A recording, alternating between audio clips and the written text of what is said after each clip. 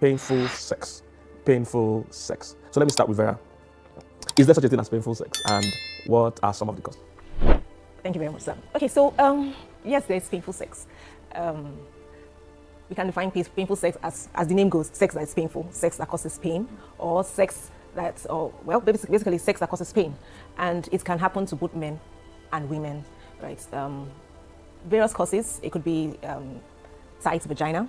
If the woman is not, okay, so a lot of people have the mindset that to lose their virginity, they have to go through a painful experience. So I'll actually say it actually starts from the mind. Because if we have been pumped with the information that sex for the first time has to be painful, then you automatically expect pain when you're having sex for the first time, even when you don't feel it, just because you've been told. The same way the Bible says faith cometh by hearing, and by hearing of the word of God. It's the same way your fears and your doubts come by hearing, by the information you put into yourself. So growing up, we've been told that the very first time you meet with a man, it must pain you. So when you are told that, even if you don't experience pain, your mind is conditioned that you would experience pain. So what else can cause painful? Is a medical condition, vaginismus. So this is a condition where the vagina contracts itself. So, and then some other things like I started with the mind. If the person is afraid, past experiences, probably rape, probably molestation, because some people think molestation starts and ends with penetration. It might actually not even be a penetrative sex. It could have just been a clitoral stimulation that's the cause of the molestation, right? That alone can close the person's mind that whenever there's interference by a foreign body towards the vagina it sends a signal to the brain and it shuts. So once it shuts, no matter what happens there, it will cause pain. So that's another cause of painful sex. And then dryness. Dryness is a major cause of pain. Some people easily get lubricated. Some others, you have to do a whole lot of work. Like I usually say, for a man to get aroused, he just needs to see to get aroused. And then men are likened to tiger generator. For those in Nigeria, we know them as I pass my neighbor gen, kick and start. Come on. But for the woman, she's likened to a lister gen. Some Gen Zs will know what we mean by lister gen. The generator that you have to whine and whine and whine and whine and whine and whine, and then you run away. Exactly. Then it kicks off. So if these two people are different in those ways, when the man is already excited and the woman is still trying to turn on her engine, and then you just want to go in and come out, she's dry. It will cause pain. And as much as it's causing her pain, if she's dry, the friction will also cause the man bruises, thereby inflicting pain and injuries. And the woman. Even on the woman too, right? The woman too first. Yes. Wow. Okay. Dr. Chris, do you want to add some more things that can cause it? And yes. So like Vera has said, there's the vaginismus, and then there's the psychological one. There's also infection. Infection of the vaginal pathway of cervix. Okay, infection. Of what we know in women as PID, pelvic inflammatory disease. So there's inflammation there. Anything that enters there wants to cause a pain. Also, menopause can be a cause. You know, at menopause, she talked about when there is dryness. At menopause, the woman's estrogen has gone down. So it's not easy for her to become lubricated. Okay, so that as a matter of fact, menopause, there is an atrophy. That's a reduction, a shrinking of the vagina one, and then it takes much more for them to get lubricated. So if the man doesn't know, he thinks that it's the same old woman that he has already had, he will just try to go in earlier and all that. So lack of patience also. And then also when people are going through radiation therapy, yes, so somebody has maybe cancer of the vulva down there and they're doing radiation, it can cause shrinking of that area and then can also cause pain. So like she said, pain can be physical, it can be psychological. The psychological pains are not less important. In fact, sometimes they are more chronic, they are much more difficult to deal with. Also, if somebody has fibroids. So fibroid is a pelvic thing, there's a swelling there. So during banging and all that, it can cause that thing to be moving. Ovarian cyst and every other. Then if there has been a surgery in this area that didn't heal well, or scarring, it can cause pain. Also, if a woman has delivered, she delivered and then there was episiotomy. Okay, and then the thing didn't heal well, so there's scarification. So somehow, a woman who didn't used to have pain can begin to have pain during sex. Wow. The one you mentioned that when they get older, it will shrink and all that. When they shrink, like, they get more wicked. Those kind of women. Which is in the village. Maybe that's what's making them angry. Because it's something else. I mean, some people come to the point where they think that somebody is bewitching them. Everything in their body changes. And it's something that somebody who has a wife who is dealing with menopause, you need to actually go to a school almost to understand, to re-understand this woman that you are living with. Yes. Okay, interesting. All right, so if there's painful sex, if a couple comes to you and says there's painful sex, what are some of the questions you would ask, and how are we going to proceed to dealing with the challenges? History taking is very important when dealing with clients. So because it will help you tell which one is responsible. During history, you may find out that what she's calling pain is more psychological than physical. Just like she said, if somebody has been brought up being taught that sex is dirty, or that you sleeping with a man is painful, some of our mothers drum it into their girls. How many years do you have? How many years do you have? Sex is painful. Oh. A child can grow up with it, and long into marriage is still haunting her. So good history taking. And then, so if history taking herself, examination can also help. Now, I'm talking as a doctor now. So the doctor can ask the woman to lie down and examine her. The vaginismus can be there. Then also, I talked about septate vagina, a situation where the woman has 2 in 1 vagina. For instance, this door that leads to the studio that we are in, imagine that it is divided. And to be able to bring in things, it will be much more difficult now. Okay, so it's either, so what happens is an abnormal condition. Oh, because I thought some men will be happy if your wife have 2 vaginas. It's torture. It doesn't help. It's torture. Okay. It's not a good thing at all. It reduces the area, the space for manipulation, if you understand what I mean. And then it's causing everybody discomfort, both the man and the woman. And then also, I forgot to mention, some women, their hymen, even after months or weeks or years of having pain, it's not broken yet. That is it's a very tight, thick hymen, tough hymen, and then a doctor will need to be able to cut it open. So examination history will reveal which one, and then one will know what to do for them. Okay. So Vera, tell me something, maybe a case you've dealt with, or what you would do in a certain case if you find out what the cause. Okay, so if I've done my history and found that probably the cause for their own pain is dryness, so I would actually recommend lubricants. Fantastic. Recommend lubricants, and I always say please don't use oil-based lubricants, because the mindset growing up in science class, we are taught that lubricants are oils. So you hear people say use olive oil, use canola oil, use almond oil, and they will just bring a lot of things, and basically they're introducing foreign bodies into the vagina. The vagina is such a sweet place that it, as much as it gets things in, it cleans in itself. So it does not need any foreign body, introduced into it. So I would actually recommend water-based lubricants. So if we're going to use a lubricant for, so I had a case where they actually said they had been using lubricants. A couple that had been married 10 days and had not been able to have sex. So they said they have been using lubricants. They spoke to somebody, the person advised, get a lubricant. So they got a lubricant and he was applying it. Now, first, they didn't even understand their anatomy. So he just, because they got married as virgins. Wow. So he was rubbing the lubricant on the outside. On his face. He didn't know that the thing is so some people don't even know that the vagina is a canal. It's a canal, yeah. So when we say vagina, people just think it's just just a door. Everything. Once the woman lies down, that's the vagina. No, the vagina is a canal. Yeah. So he was rubbing it on the vulva, basically. Yes, the vulva. So while rubbing it on the vulva, he was still trying to penetrate.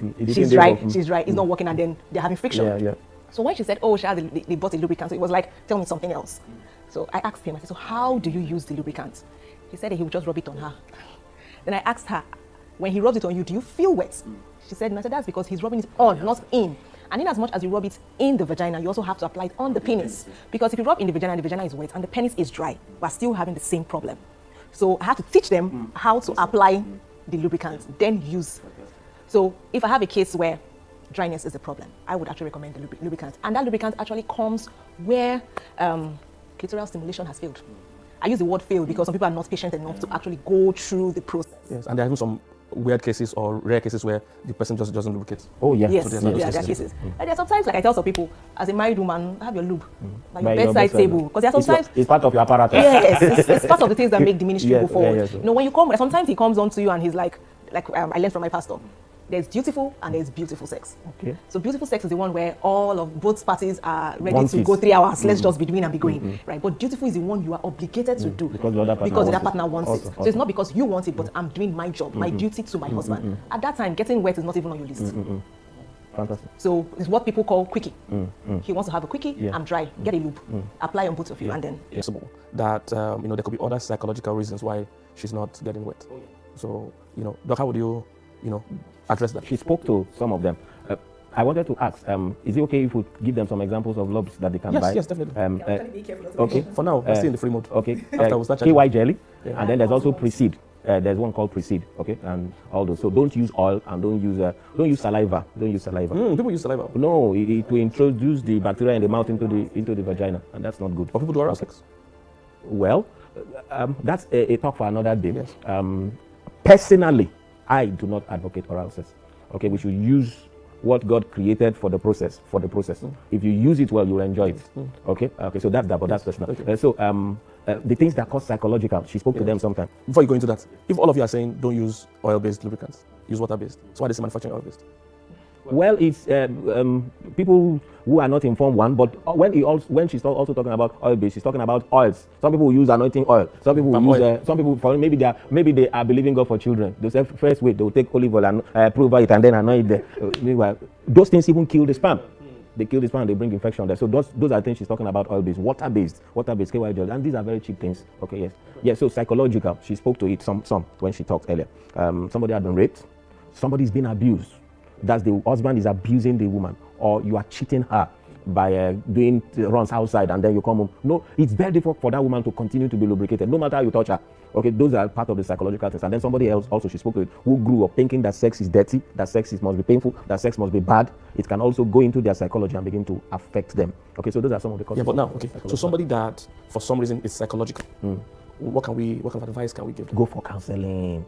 Go for counseling, renew your mind, recondition your mentality. Sex is not dirty. We can say that from here till Jerusalem, and it will still mean what it means. Sex is clean. It's created by God for our enjoyment. Okay, so use that to recondition your. The mind is powerful. Joyce Meyer told us that where the mind goes, the man goes. One's productivity or one's results in life can never be better than your thinking. If you think sex is dirty, if you think that sex is not meant to be enjoyed, there's one thing or the other that will keep happening. So recondition your mind. Then go for counseling. See a therapist like Vera. Okay, keep her busy. Keep her busy. Talk to somebody, and then she may refer you to a doctor, because if she sees a hymen that is too tough there or too whatever, it's just a very simple process. So in 30 minutes, the person has gone home. So that's what I would tell somebody who is psychologically whatever. And then if it's a relational issue, try and see a counselor, a family life person, and reconcile your family. I mean, it does not just work together. You are abusing each other, man abusing the woman, woman abusing verbally and otherwise, and then you want to enjoy sex. It doesn't go together. Yes. Because, like you mentioned, the cases of infidelity, we've had to deal with that a lot. Yeah. Infidelity recovery, because especially the women, like you said. Yeah. In fact, well, we've seen cases where it's the men.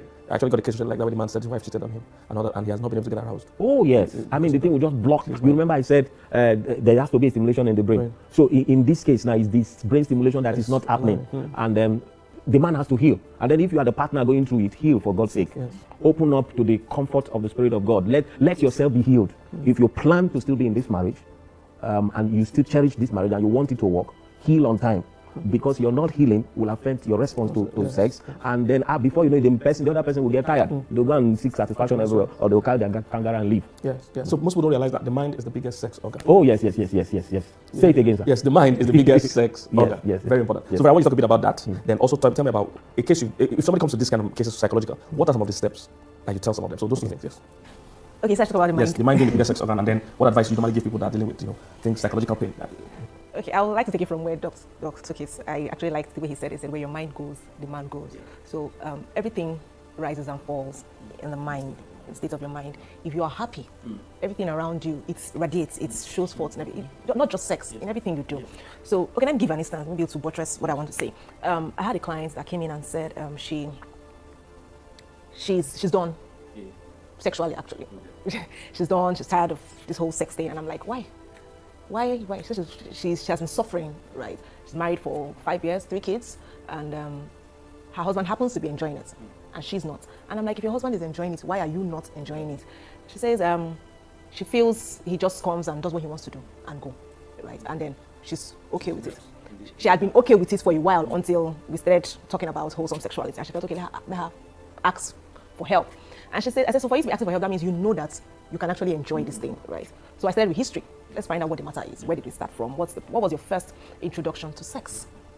And she first tried getting aggressive, and then later, so I knew that was a major issue, was a soft spot. And then took it away from there, asked her, how's the baby? So I tried to settle her down. And then out of the blue, she started talking again. So she said her first introduction to sex was, she was molested earlier in life by an older person in the house. So somebody molested her, and for her, basically, why she said she didn't want to have sex any longer was the fact that she wasn't enjoying penetrative sex. So I think we've talked about this. So when her husband penetrates her, she doesn't have an orgasm. So for her to have an orgasm, she has to be the one riding. So she's basically having a dry rump on her husband. That means when she's an husband, the husband is not in her. The husband is not in her. She's just on him. So she's just on him. So for her to have an orgasm, she has to have a dry rump with her husband. So I said, have you actually spoken to your husband about this? She said, yes, he's okay with it. So I think part of what was even her issue is the fact that my guy is all right with everything. So he's not really, since he's okay, it's okay, And you explained that previously when you said For a man, once he has an ejaculation, He's okay. He's done. He's Whichever good. way it came. Whichever way the ejaculation came, he's fine, right? But he's not also considering what's happening with his spouse.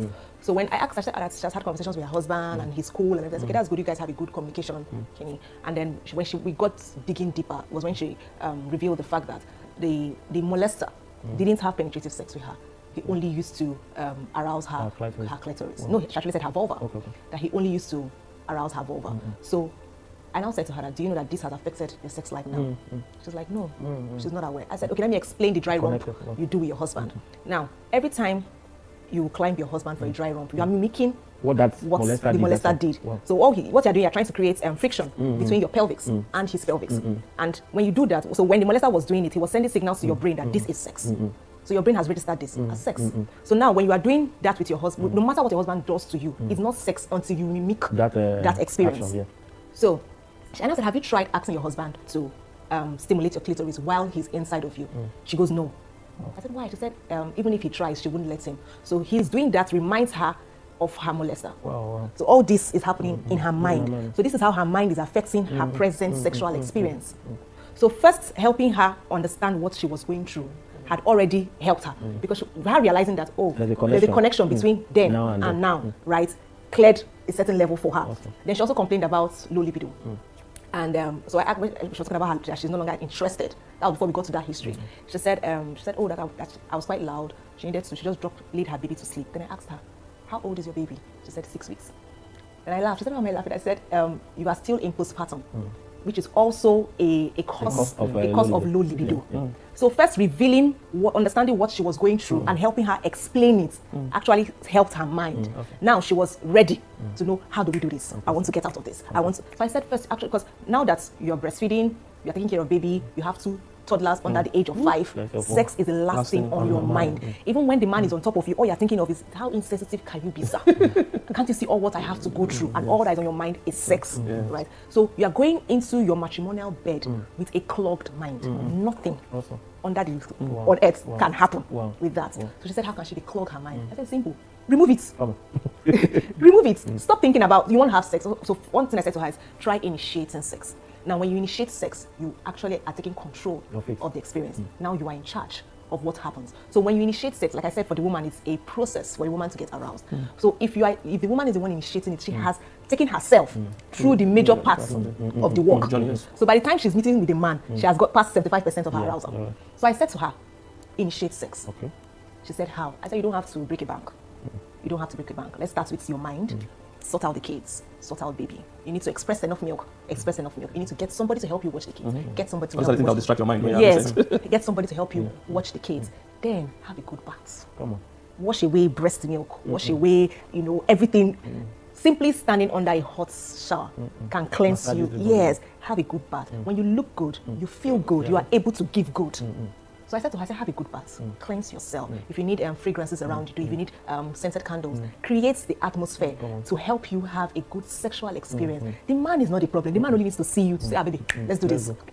So get your environment intact. Then I also talked about her mind, helping her with her mind. I said to her that I can send her affirmations that she will say to herself. Same way faith comes by hearing, right? Say things to yourself, I'm beautiful, I'm a sexual being. My husband will be satisfied by me. I would enjoy and give pleasure to my husband. I said, you like me? That's a powerful one.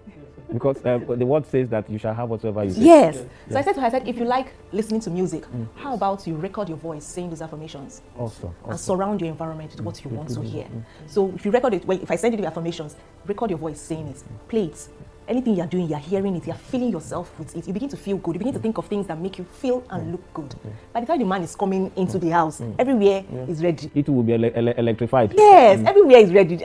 There has to be something that will come and interrupt the process that day, And she was so happy about it. So I think what helped was her meeting somebody that understood where she was coming from and could help her.